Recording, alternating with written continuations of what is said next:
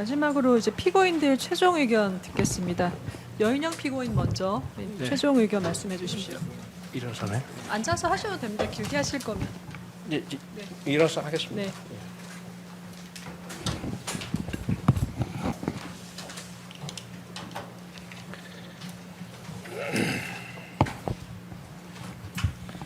앉아서 하겠습니다. 네, 앉아서 하십시오. 네, 마이크에 대고 말씀해 주십시오. 이게 잘 보이지가 않네요. 이게. 네. 네, 피고인 여인영입니다. 저는 12월 3일 비상계엄에 뜻하지 않게 연루되었고 계엄 당시 현명한 판단이 부족했고 역사와 국민들과 그리고 당시 살아가는 전우들 앞에 피눈물이 나는 심정으로 반성하는 마음으로 재판에 임해왔습니다. 그러나 사령관으로서 그때 당시에 가장 많은 생각을 했던 제가 계엄 당시의 사실과 그 경위를 밝히는 것이 저를 믿고 따라준 전우들의 억울함과 명예를 조금이라도 회복시키는 길이라고 저는 생각하기 때문에 오늘 마지막으로 제 생각을 좀 말씀드리고자 합니다. 존경하는 재판장님, 11월 30일 야간에 저는 국방장관의 공간에서 12월 1일부터 12월 2일까지 휴가를 다녀오겠다고 건의를 했고 그 휴가 출발을 승인을 받았습니다. 그리고 12월 1일부터 12월 2일까지 대전으로 휴가를 다녀왔습니다. 12월 3일 아침에는 방첩사 대령 절반의 보직을 교체했습니다. 12월 3일 오후에는 방첩사 부대원들은 모두 정상 퇴근했고 그중에 상당수는 음주 회식을 했습니다. 저희 변호인께서 여러 번 말씀하셨지만 제가 이 얘기를 다시 말씀드리는 이유는 제가 계엄을 모의했다면, 계엄 선포 D-Day를 알았다면 계엄 선포 직전에 최소한 이런 4가지 일은 발생할 수가 없습니다. 특검은 제가 심지어 전시 상황 계엄을 만들려 했다고까지 주장하고 그리고 그것을 치밀하게 준비했다고 합니다. 그렇다면 비상계엄 선포 직전에 이 4가지, 이것은 제 주장이 아니라 객관적인 사실이고 증거인데 여기에 대한 설명이 있어야 됩니다. 존경하는 재판장님, 두 번째로 특검은 제가 12월 4일 00시 30분경에 국회의 의결이 임박하자 이를 주도하는 3명을 최우선 체포하려 했다고 그렇게 얘기합니다. 그러나 비록 장관의 명령에 따라 국회로 출동했지만 국회 의결을 방해하기는커녕 계엄이 곧 해제될 것 같아서 오히려 신중하게 행동했습니다. 그 증거로는 당시 장관의 3명 체포 명령을 받았을 때 저는 장관님한테 제가 알아서 하겠습니다 라는 유보적인 답변을 했고 김영현 장관님은 이를 법정에 나와서 인정하는 증언을 했습니다.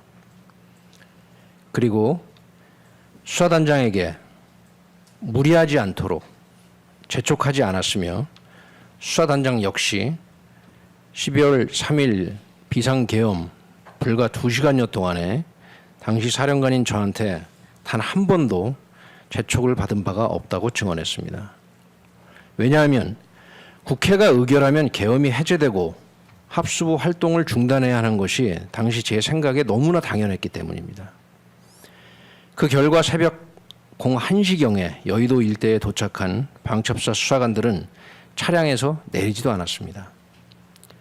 12월 3일 비상계엄에 어찌 보면 가장 중요한, 가장 결정적인 순간이라고 할 수 있는 00시 30분경에 김영현 장관님의 3명 우선 체포 지시에 대해서 저는 유보적인 답변을 했고 수사단장에게 재촉하지 않았고 그 결과 수사관들은 차량에서 내리지도 않았던 것입니다. 비록 장관의 명령에 따라서 국회를 출동한 제 책임은 면할 바가 없습니다. 그러나 계엄이 곧 해제될 것 같아서 오히려 신중하게 행동한 저와 방첩사 수사관들이 과연 그 순간에 국회 기능 방해를 예견하고 우콘 문란을 용인했는지 공정하게 판단해 주실 것을 간곡하게 부탁드립니다. 계엄 선포 이전에 몇 가지 상황, 도저히 제 입장에서는 말씀을 드리지 않을 수 없는 몇 가지 상황만 간략히 말씀드리겠습니다. 2024년 3월부터 11월 30일까지 5번 윤석열 대통령과 김영현 장관의 계엄의 생각에 대하여 반대하였는데, 그중에 6월 초에는 대통령에게 첫 번째, 군을 정치적 목적으로 동원하는 것에 반대합니다. 두 번째, 군은 계엄에 관한 훈련을 제대로 안 한 지 수십 년이 됐습니다. 계엄 임무 수행 능력을 갖추고 있지 못한 이 현실을 직언하면서 계엄 생각 하지도 마십시오. 불가능합니다. 그리고 감정이 격해져서 무릎까지 꿇게 된 것입니다. 이를 윤석열 대통령과 김영현 장관께서는 본인들의 죄책이 올라가는 그런 위험을 감수하고도 법정에서 증언했습니다. 그런데 특검은 아무 증거 없이 이날의 상황을 제가 무릎을 꿇고 대통령께 대통령님 평시계엄에 반대합니다. 그러니 전시계엄을 하시죠 라고 호소했다는 그냥 듣기에도 어색한 주장을 하고 있으며, 이를 기점으로 그때부터 전시계엄을 모의했다고 주장하고 있습니다. 저는 이 부분이 너무너무 억울합니다. 그런데 특검의 이 주장은 그 다음 달인 7월에 이어지는 상황과도 전혀 일치하지 않습니다. 재판장님 잘 아시는 바와 같이 7월경에 강호필 장군은 하와이에서 있었던 일로 해서 계엄에 전역을 하겠다는 각오를 할 정도로 심하게 반대하였고, 강호필 장군과 저는 당시 김영현 경호처장 공간에 호출이 돼서 들어가서 김영현 장관님의 당시 김영현 경호처장의 계엄에 대한 생각에 반대했습니다. 이 상황을 강호필 장군은 일반의적 재판에서 증언했습니다. 강호필 장군은 당시 증언하면서 여인영 장군과 내 생각이 동일하다고까지 얘기했습니다. 그렇다면 강호필도 평시계엄에 반대하고 전시계엄에 찬성하는 사람이었나요? 이에 그치지 않고 이러한 일들을 7월 후반에 신원식 장관님에게도 그대로 다 보고했습니다. 경호처장님 공간에서 있었던 일, 그리고 제가 6월 달에 무릎까지 꿇고 대통령에게 호소하였던 일까지 당시 장관님에게 다 보고했습니다. 제가 만일 전시계엄에 찬성하고 평시계엄에 반대한다는 듣기에도 어색한 이런 호소를 하였다면 계엄에 반대한 강호필 장군과 신원식 장군에게 그와 같은 이야기를 할 수는 없습니다.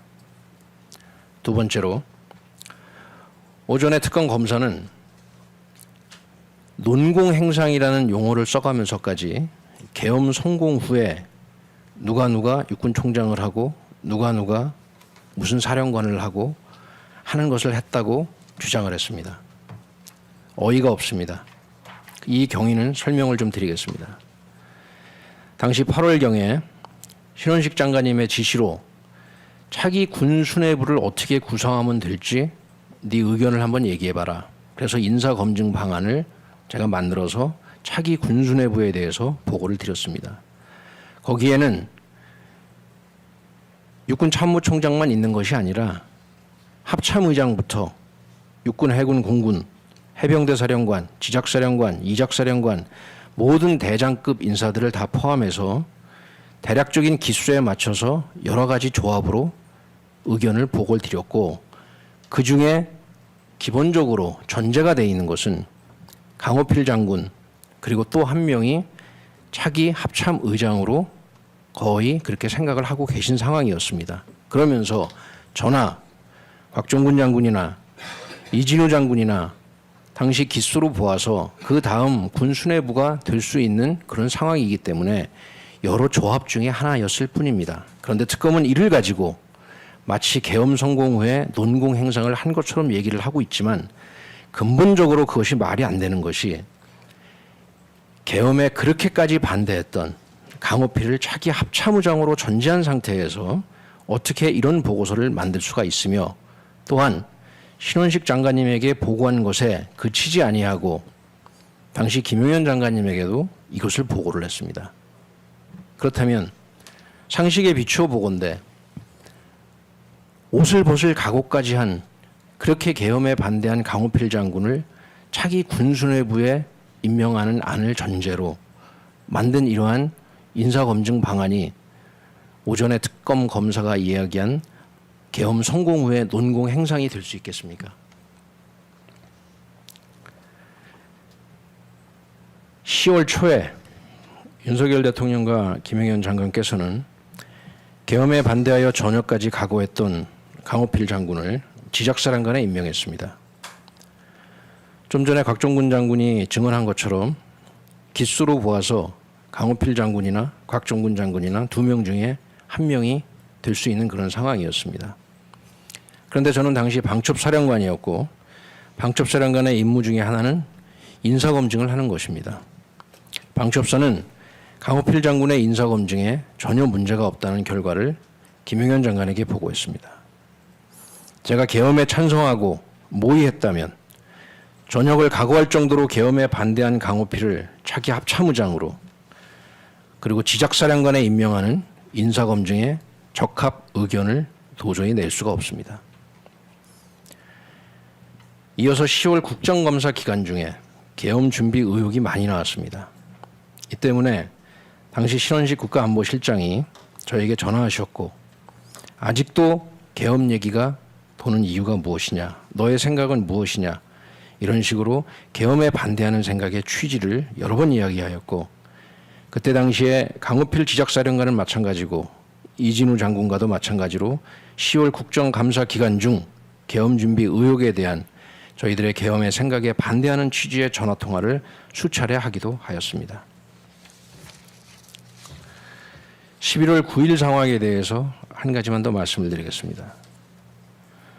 검찰 공소장에는 11월 9일이 대통령, 장관, 특전사, 수방사, 방첩사령관이 계엄을 모의하고 결행한 날이라고 특정하여 주장하고 있습니다. 그런데 이날 식사 자리에서 계엄에 반대하여 전역까지 각오했다는 강호필 지작사령관과 대통령은 화상통화를 했습니다. 이는 곽종군 사령관도 그 사실을 기억하고 증언했습니다. 당시 대통령과 강호필 지작사령관의 통화 내용은 덕담과 격려였습니다. 제 옆자리에서 했기 때문에 그 정도 상황은 기억이 납니다. 그렇다면 특검이 주장하는 대로 계엄을 모의하고 결행한 날에 계엄에 그토록 반대했던 강호필 지작사령관과 대통령이 그런 통화를 할 수가 있겠는지 저는 묻지 않을 수 없습니다. 12월 3일 상황으로 넘어가겠습니다. 특검은 12월 3일 점심때쯤에 오물풍선 부양이 예고되자 이것이 무력 충돌과 계엄 선포로 이어질 수 있어서 여인영 방첩사령관은 이에 대비하여 방첩사 군인들의 부대 대기를 지시했다고 그렇게 주장하고 있습니다. 그러나 12월 3일 오전에 대령급 절반의 보직 교체가 있었다고 말씀드렸고, 이것은 그 당일날 결정된 것이 아니라 11월 초에 이미 참모장 소용기 장군에게 제가 준비해서 이루어진 일입니다. 그날 오후에는 이진우 장군에게 전화가 왔습니다. 오늘 저녁에 연말 예정되어 있는 수방사 예하 장군들의 부부 동반 회식을 해도 문제가 없겠느냐라고 저에게 조언을 구했습니다. 왜냐하면 오물풍선 부양이 예고됐기 때문에 같은 동기생에게 그 정도는 물어볼 수 있을 것입니다. 저는 거기에 대해서 별일이 없을 테니 그냥 해도 된다, 이렇게 조언을 해주었고, 실제로 그날 회식이 저녁 21시까지 이어졌다는 것을 나중에 알았습니다. 앞서 말씀드린 것처럼 저녁에 방첩사는 정상 퇴근해서 상당수가 음주 회식을 했습니다. 특검이 주장하는 바대로 그날 음주 자제 문자 메시지를 보냈는데 이것이 계엄 선포 대비라고 합니다. 하나만 알고 두는 모르는 안타까운 상황입니다. 제가 12월 3일 계엄 선포 예정 사실을 알았다면 그날 오전에 인사교체가 있어서 그날 저녁에 음주 회식이 많을 것을 예상하면서 문자 메시지를 보냈겠습니까? 아니면 야간 훈련 등을 핑계로 퇴근하지 못하게 했겠습니까? 그런데 저의 선택은 음주 회식이 많을 것이 뻔하기 때문에 음주 회식을 자제하라는 문자 메시지를 보낸 것입니다.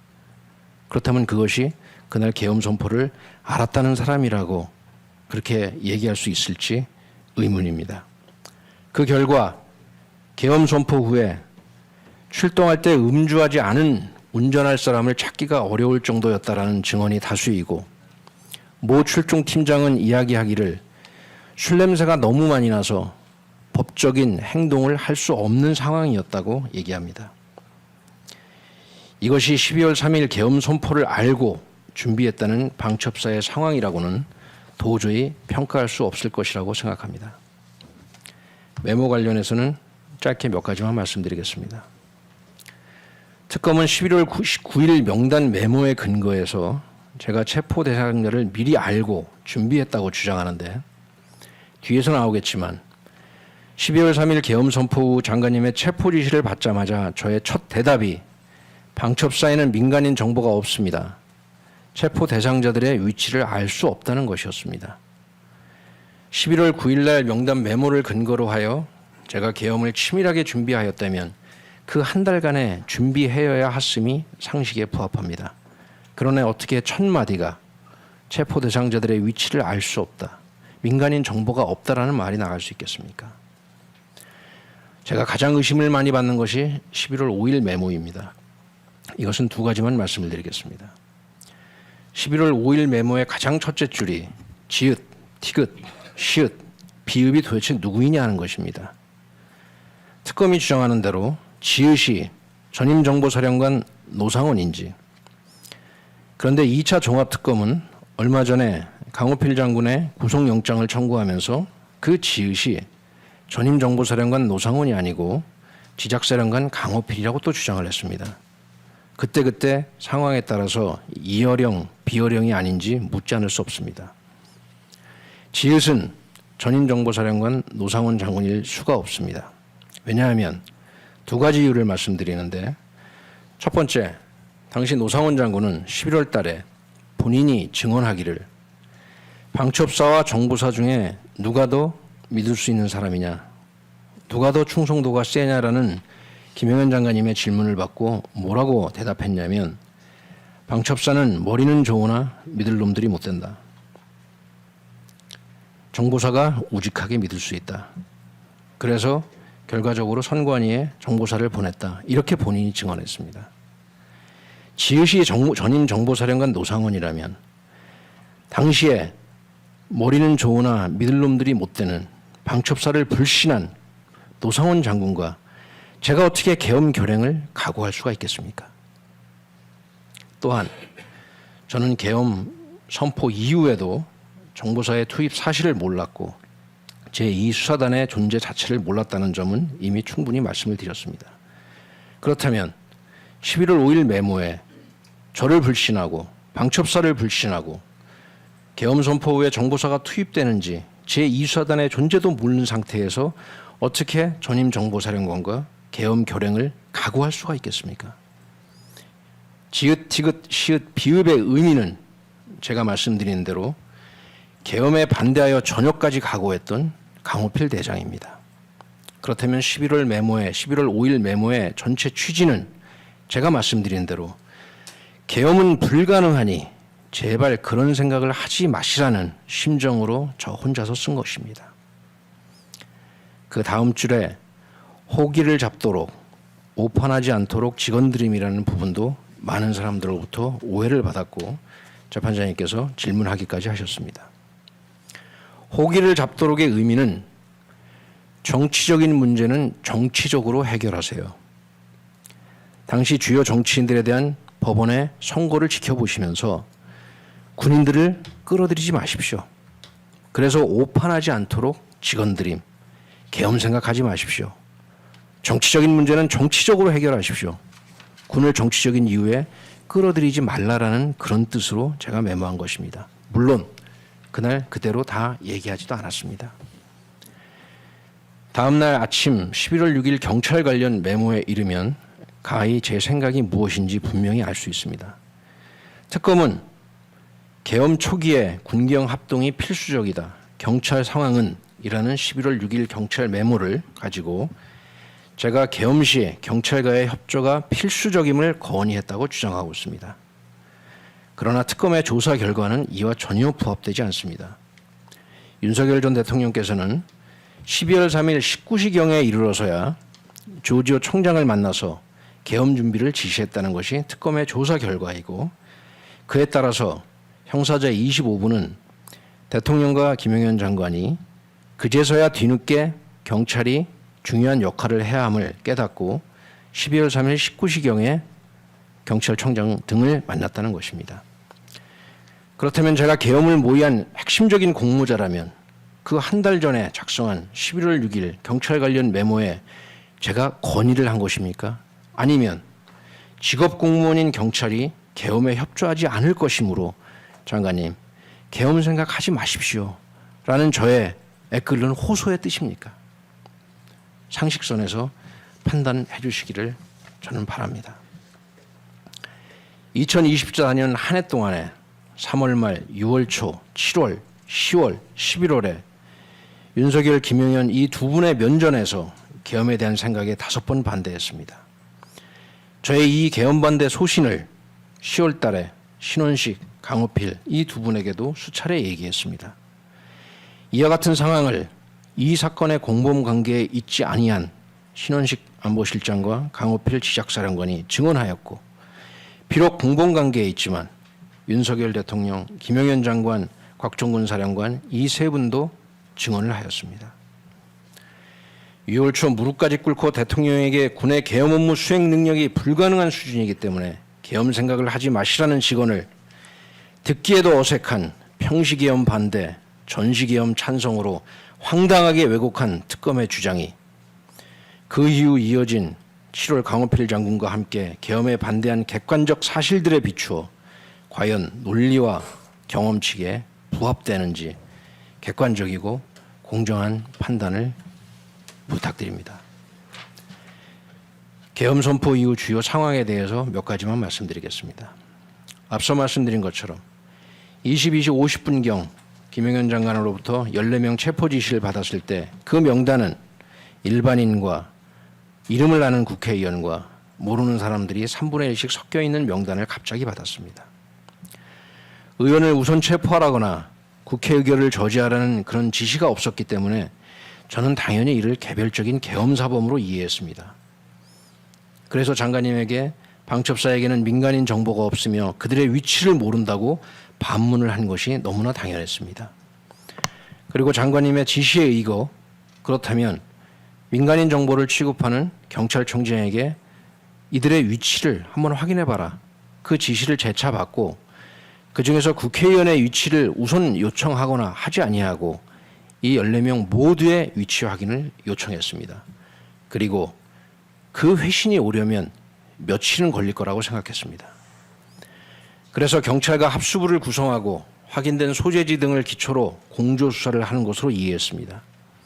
만약에 제가 장관의 지시를 국회 의결 저지 목적으로 인식했다면 위치를 알아야 할 이유도 없고 경찰에 물어볼 이유도 없고 국회로 신속히 출동해서 그 길목 어딘가에서 검거함으로써 의결권을 행사하지 못하게 하는 아주 쉬운 방법을 선택했을 것입니다.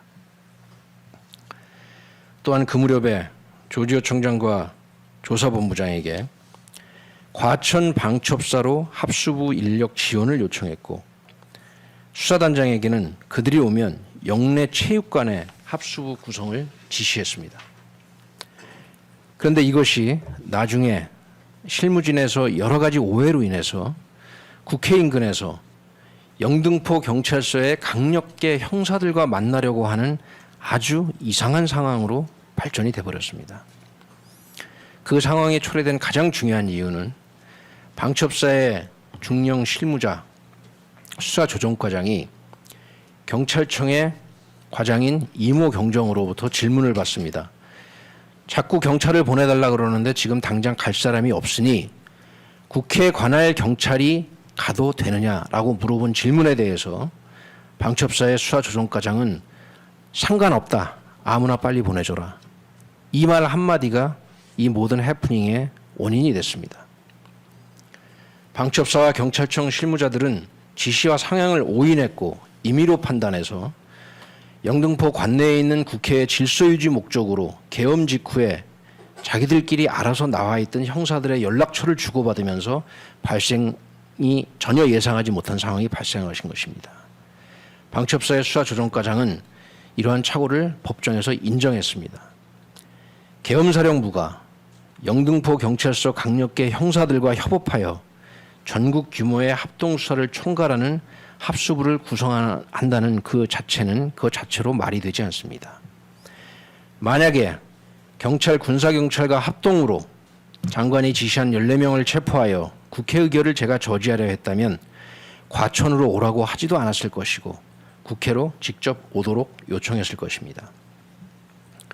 23시 20분경에 방첩사 참모들에게 합수부 운영 계획의 절차와 방법 준수를 강조했습니다. 그 무렵 대통령과 통화 시에는 합수부를 구성 중이라는 당시 상황을 저는 보고를 했습니다. 이는 당시에 저와 방첩사가 합수부의 수사 임무를 이행하고 있다고 생각했기 때문입니다.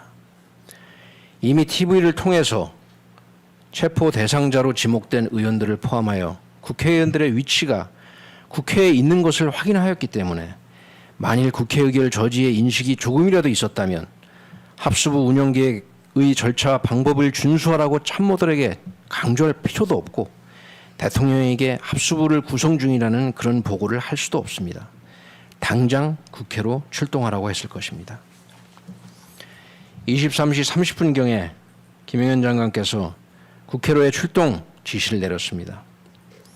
저는 국회로 출동 지시에 따라서 수사단장에게 준비 상태를 물어봤는데 경찰과 군사경찰은 과천으로 올 수 없고 출동 준비가 미흡하다는 보고를 받고 그래 좋다 준비되는 대로 출동하라 라고 재촉하지 않았습니다. 그리고 경찰과 군사경찰을 국회로 오도록 지시하지도 않았습니다. 왜냐하면 방첩사조차도 장관의 지시가 없었다면 굳이 국회로 출동할 이유가 없는데 경찰과 군사경찰을 국회로 오라고 할 이유는 더더욱 없기 때문입니다. 공공시경에 출동을 지시하면서 총기를 가지고 가지 말라고 지시했고 국회 상황을 잘 파악해 보라거나 현장의 계엄군과 협조하라는 지시를 하지 않았습니다.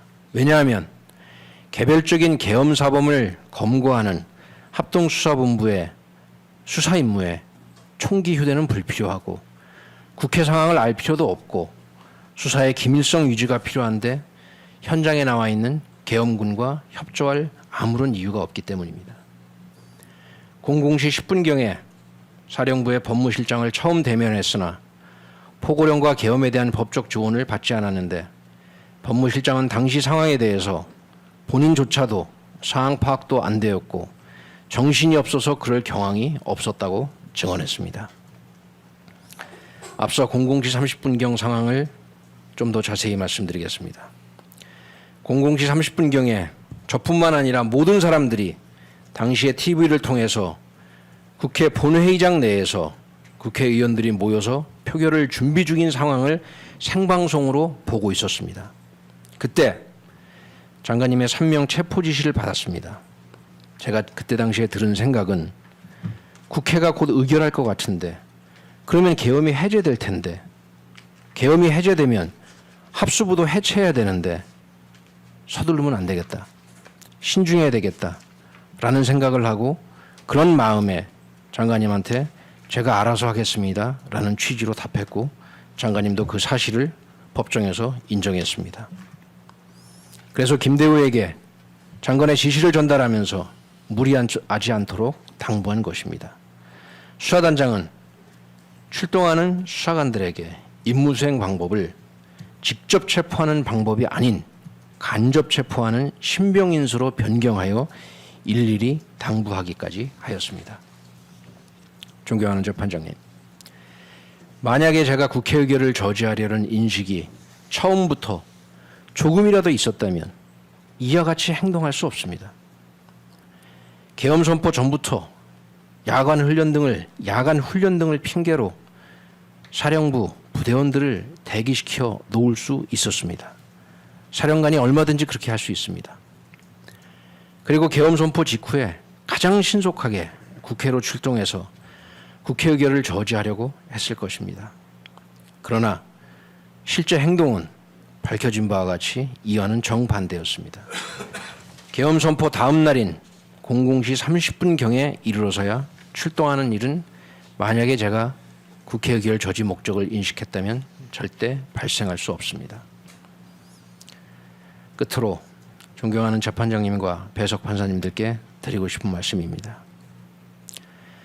사람이 마음으로 자기의 길을 계획할지라도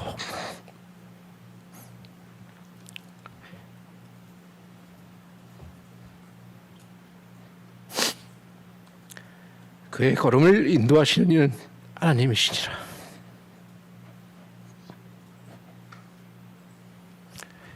저는 이 말씀을 새기면서 사령관으로서 제가 책임져야 할 점은 책임질 것이고 사실이 아닌 점은 바로잡아질 것이고 부하들의 억울함은 있는 그대로 밝혀질 것이라 믿습니다. 감사합니다.